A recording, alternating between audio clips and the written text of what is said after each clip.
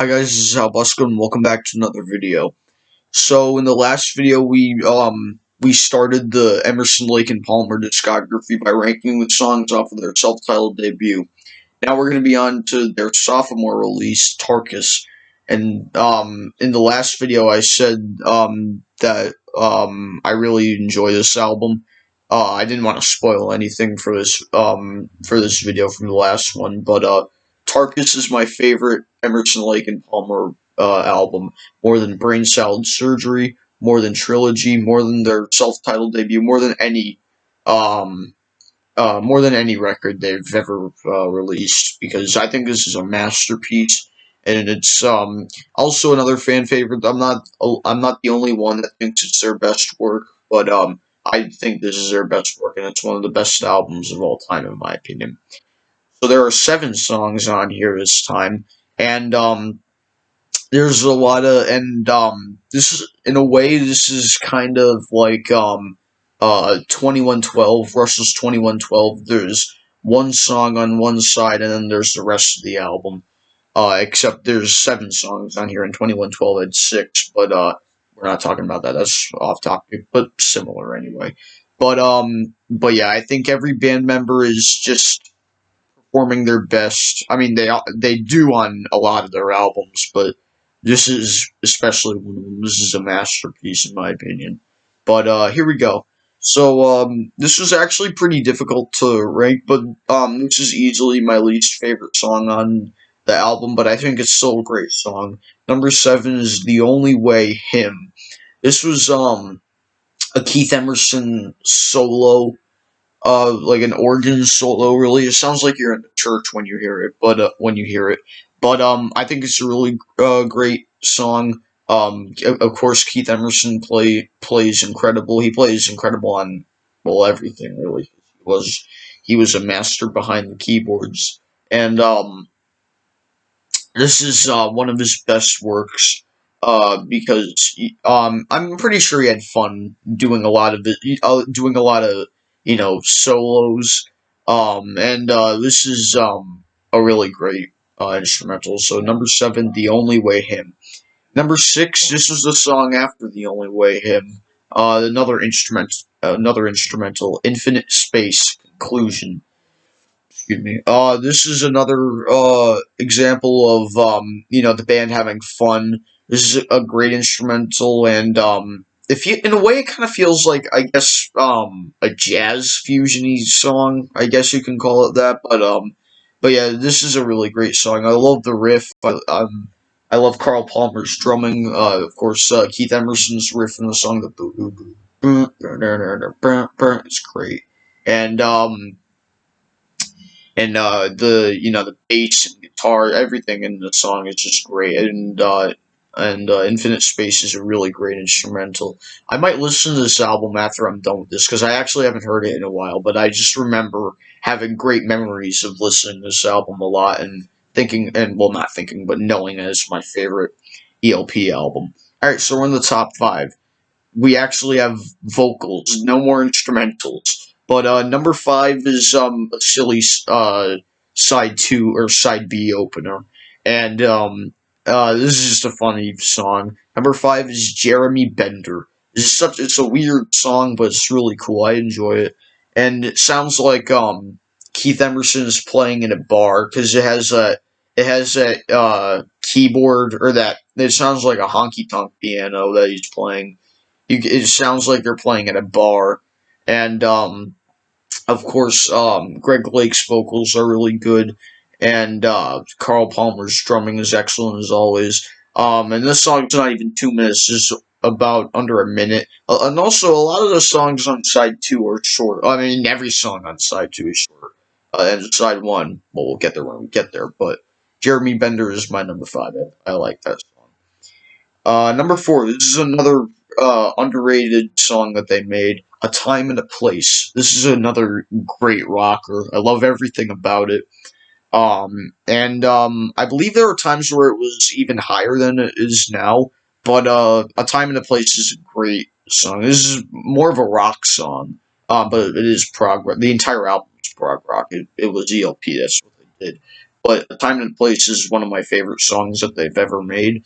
Um, I love everything about it, and I love how this is after the two instrumentals, and then you get the closing track, and we'll get there later. But for me, number four is "A Time and a Place." Number three. Now this is a funny one. I was debating whether or not I should actually say the title of this. This is probably going to be the only time I'm going to swear in this channel, because if you've been following my channel since 2016 when I started, I don't swear.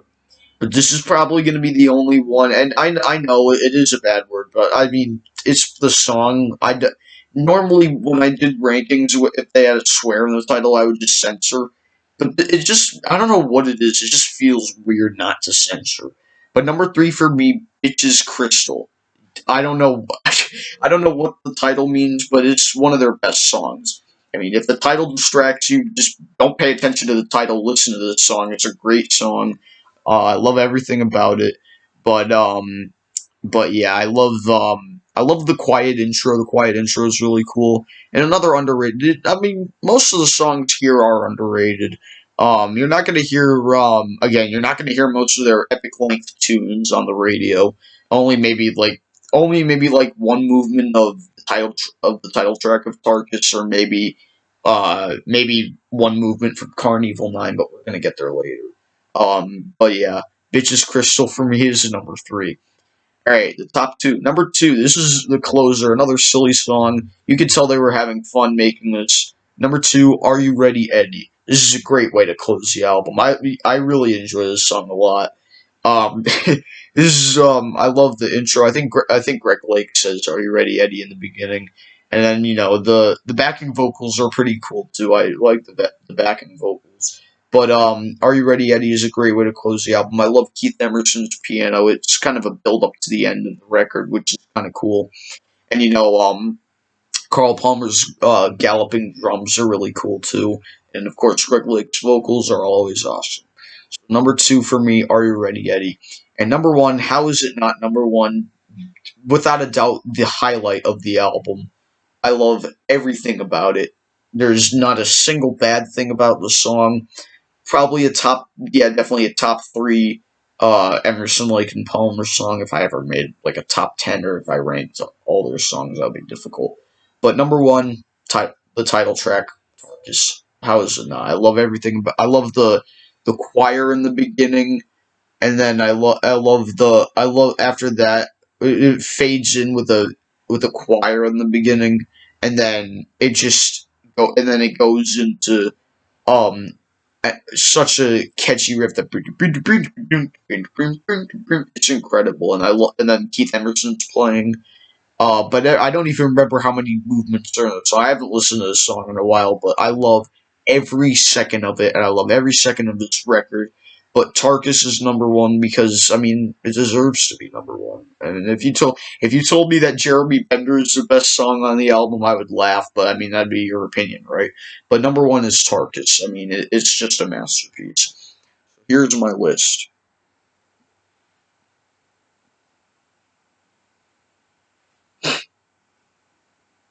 All right. All right, so that was Tarkus, Emerson, Lake and Palmer's second album. I ranked all the songs.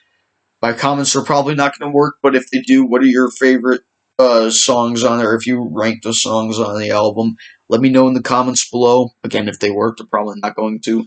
You know what it is? Because I make these videos for kids, but even though they are for kids, if I say no, they're not for kids, just know that they are, just because, I do want comments, but even if someone's going to type something mean, then it's probably not going to be for kids, right? But but I don't know.